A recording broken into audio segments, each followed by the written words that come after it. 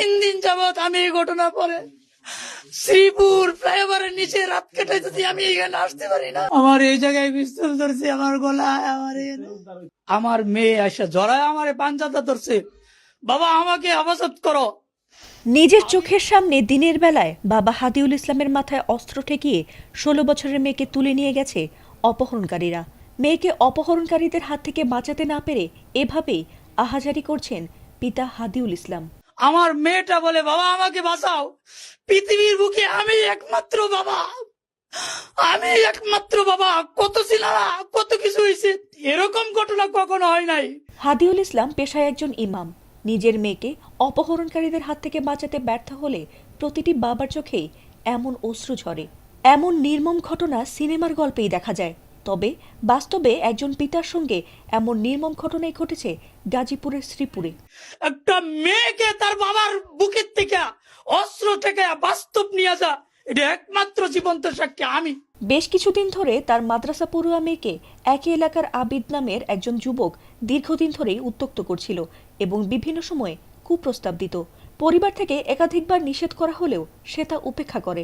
এক পর্যায়ে তারা অপহরণের হুমকি দেয়। আবিতে আমার গলার এই জায়গায় পিস্তল ঠেকা, ছেড়ে দে নালে গুলি করে মেরে ফেলাবো। আর এই হুমকির পরেই দিনে দুপুরে আবিদ ও সুমিত সহ প্রায় 10 জনের একটি দল এবং আরও 25 থেকে 30 জন অচেনা ব্যক্তি ধারালো অস্ত্র নিয়ে হাদিউল ইসলামের বাড়িতে হামলা চালায়। তারা ঘরের দরজা ভেঙে মাদ্রাসা পড়ুয়া মেয়ে ফারিহাকে টেনে হিচড়ে বাইরে নিয়ে যায় এবং অস্ত্রের মুখে পরিবারের সদস্যদের জিম্মি করে প্রাণনাশের হুমকিও দেয়। এই ঘটনার 48 ঘন্টা পার হয়ে গেলেও এখনো মেয়েকে উদ্ধার করতে পারেনি বাবা হাদিউল ইসলাম। আমি হাদিউল ইসলাম, মাওনা বাজারের পাশেই মাওনা ইউনিয়ন 1 নং ওয়ার্ডে বাইতুল মুত্তাকিন জামে মসজিদের ইমাম। আমি এই এলাকায় দীর্ঘদিন যাবৎ ইমামতি করি। আমার ছেলে মেয়েদেরকে লেখাপড়ার জন্য আমি ফায়ার সার্ভিসের সামনে মমিন মোল্লা স্যারের বাসায় ভাড়া থাকি আমার ফ্যামিলি নিয়ে।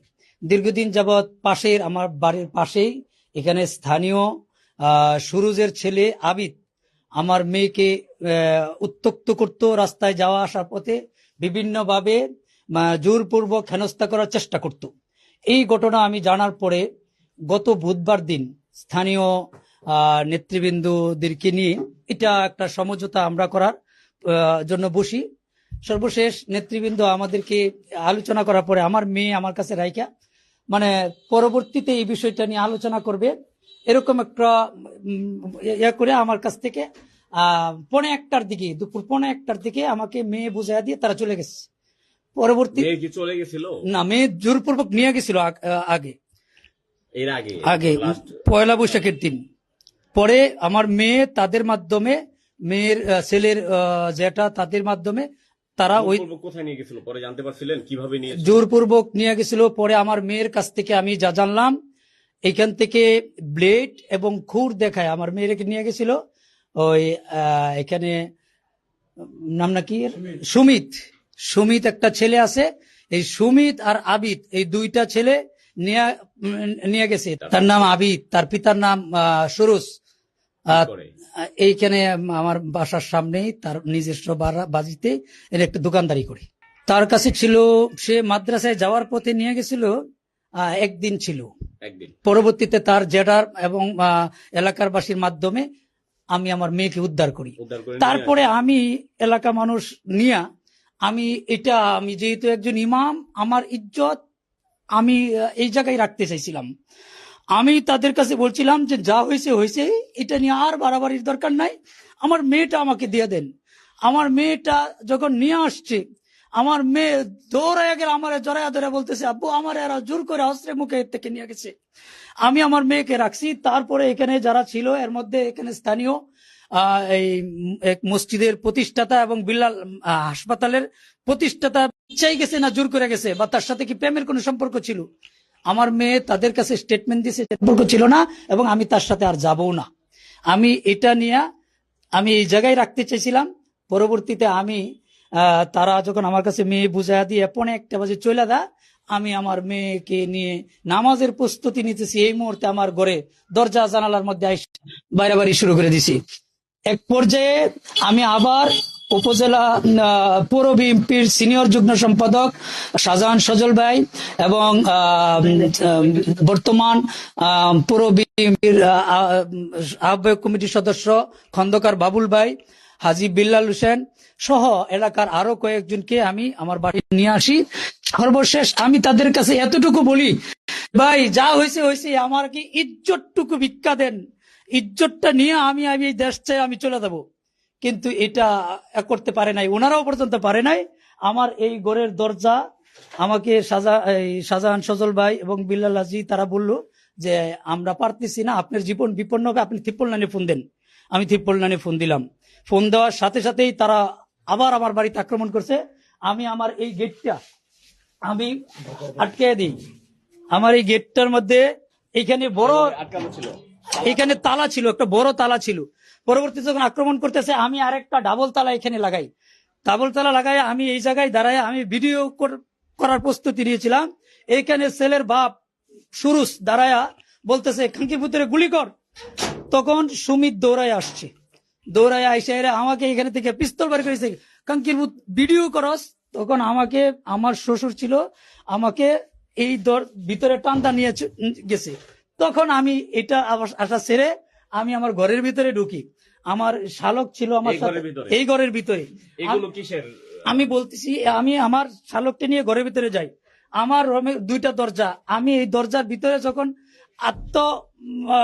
হেফাজত করতে চাই তখন তারা বাহির থেকে শাবল দিয়া, পাড়ায়া, সেনা, হাতুড়ি, হেমার যা লাগে আমি দেখি নাই কি দিয়া এইগুলিটা করছি। সর্বশেষ এই ছিদ্র দিয়া আমাকে পিস্তল ছেড়ে দে, গুলি করে তোরে মেরে ফেলামু।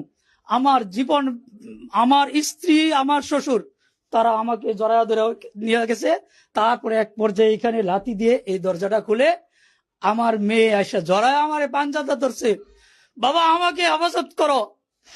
আবিদ আর সুমিত, আবিতে আমার গলার এই জায়গায় পিস্তল ঠেকা দে, নালে গুলি করে মেরে ফেলাবো। আমার মেয়েটা বলে বাবা আমাকে বাঁচাও, পৃথিবীর বুকে আমি একমাত্র বাবা, আমি একমাত্র বাবা। কত ছিলারা, কত কিছু হয়েছে, এরকম ঘটনা কখনো হয় নাই। একটা মেয়েকে তার বাবার বুকের থেকে অস্ত্র থেকে বাস্তব নিয়ে যা, এটা একমাত্র জীবন্ত সাক্ষী আমি এই ঘটনার পরে এলাকার সমস্ত মানুষের কাছে বিচার চাই। আমার এই ঘটনা 40-45 মিনিট পর্যন্ত এখানে ঘটে। আমি 53 ফোন দেই, এরা 40-45 জনের মতন একটা গ্রুপ ছিল। এই ঘটনা যখন ঘটা এলাকার কয়েক শত মানুষ এইখানে আসছে। তার পিছনে আমি পরে যতটুকু জানতে পারলাম, এখানে স্থানীয় ছাত্র দলের যে আমি যতটুকু জানলাম ও ছাত্র দলের একজন সদস্য সম্ভবত, আমি জানি না কোন পদে বা কি আছে, আর ওই সুমিত ওইরকম। পরবর্তী এই 2 জনেই পরবর্তীতে তাদেরকে যারা শেল্টার দিছে তাদের নেতৃত্বে যারা এখানে আসছিল। আমার মেয়েও বলছে পাপ্পু একটা ছেলে, ও আর সুহান। আমি পরবর্তীতে তাদের নাম জানতে পারলাম। হ্যাঁ, আমি পরবর্তী সুহান এরা কারা? এরা নাকি ছাত্র দল করে। আচ্ছা, এরা ছিল এখানে? হ্যাঁ, এরা ছিল।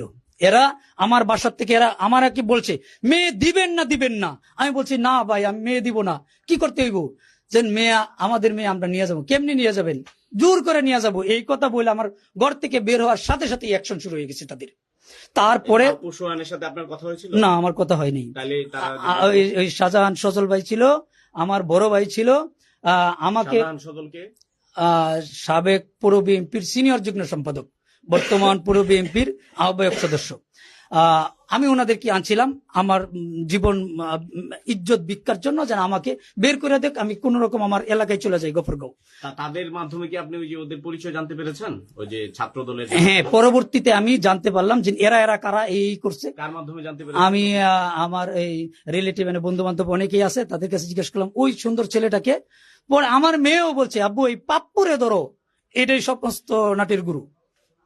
যখন এই ঘরের মধ্যে আসছে আমার মেয়ে ঘরে, তখন আমার মেয়ে আমাকে বলছে আবু এই পাপ্পু সমস্ত নাটের গুরু।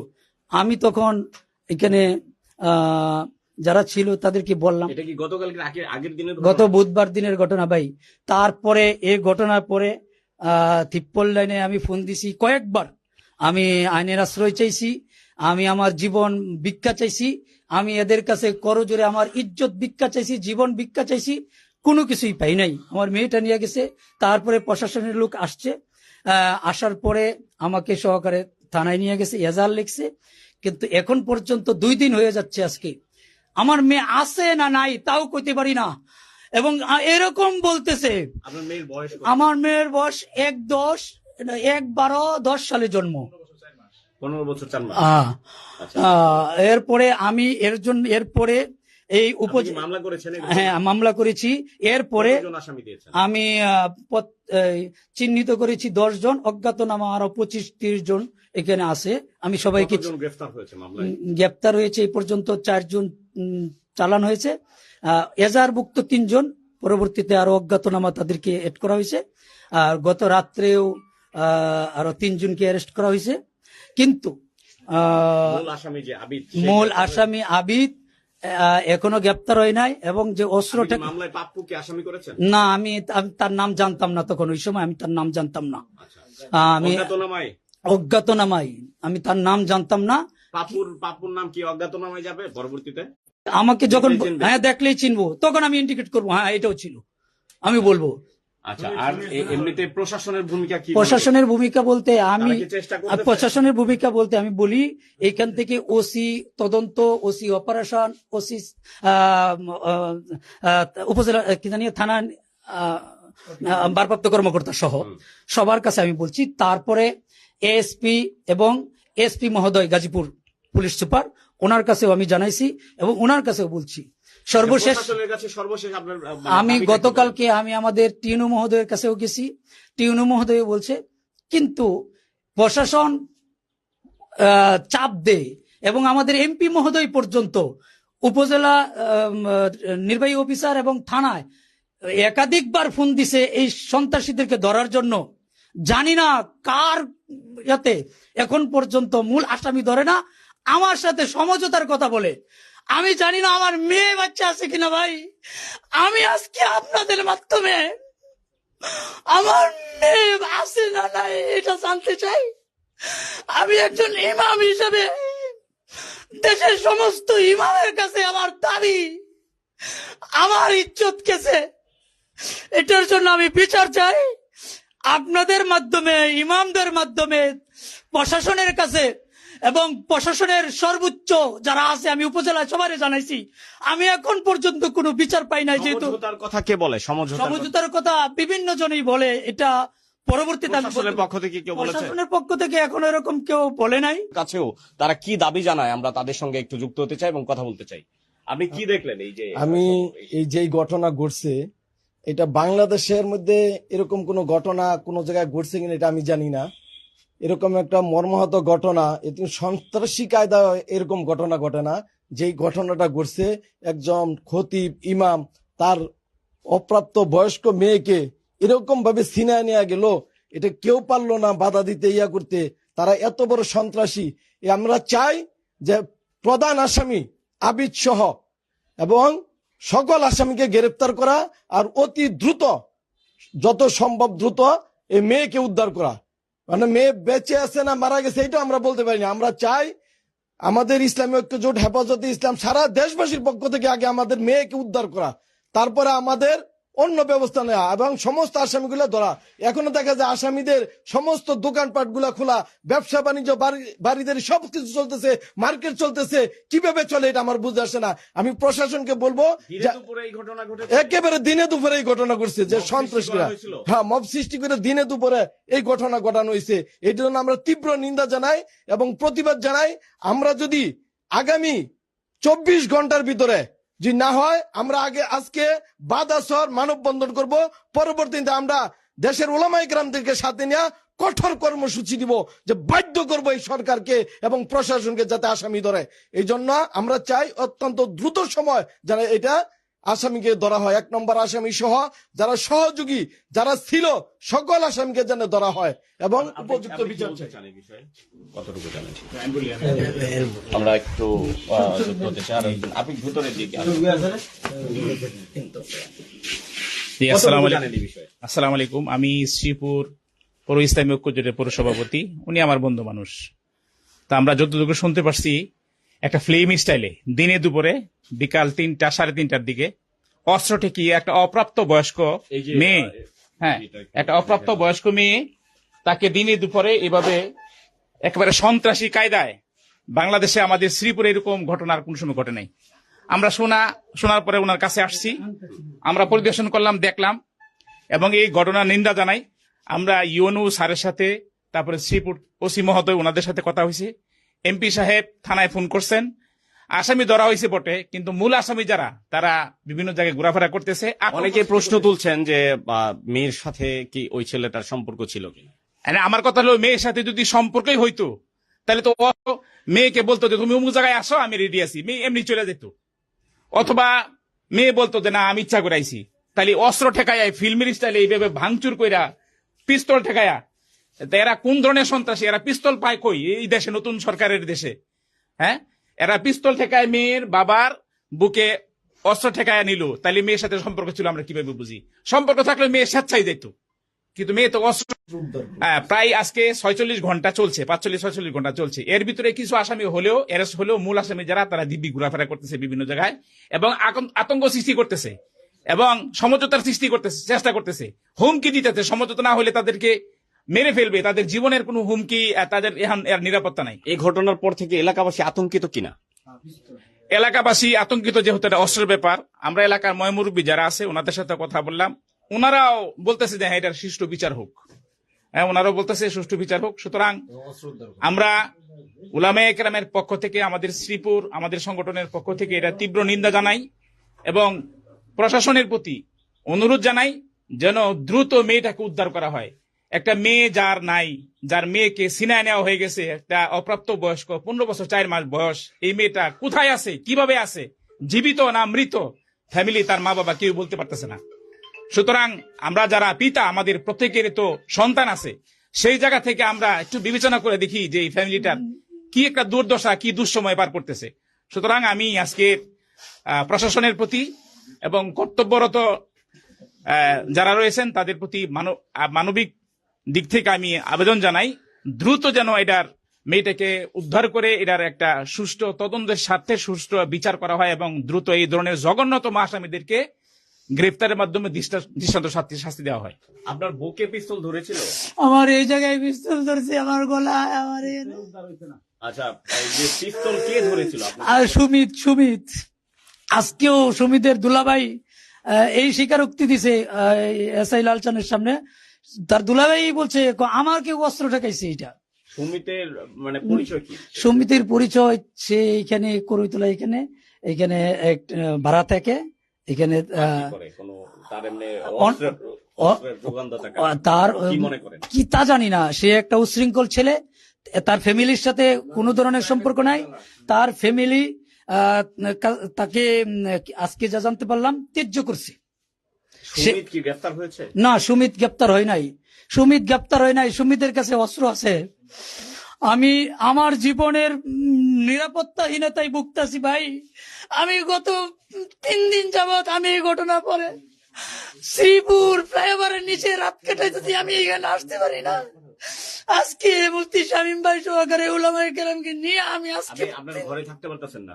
আমি আজকে ঘটনা পরে থেকে আজকে মাত্র বাসায় আসছি, আমি আসি নাই, আমি এখানে আসতে পারতেছি না ভাই। পাপ্পু ওরা কি একসাথে ছিল? পাপ্পু ছিল ওই সময় ছিল তারা।